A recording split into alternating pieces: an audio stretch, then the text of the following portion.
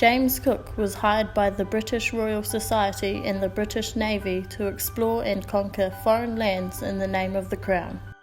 He was told to observe the transit of Venus in Tahiti and to find Terra Australis, the great southern continent. This didn't exist, and Tupaia helped him get here. Cook thought it was fine to kill our tipuna, and here's why. European explorers were guided by the Vatican's Doctrine of Christian Discovery. The doctrine says that non-Christians, like our tipuna, weren't considered to be human. Therefore, our whenua was empty and up for grabs at any cost. This gave Cook an excuse to conquer and kill us. We weren't human enough. The impacts of these attitudes were devastating, and this mentality of European superiority still exists today.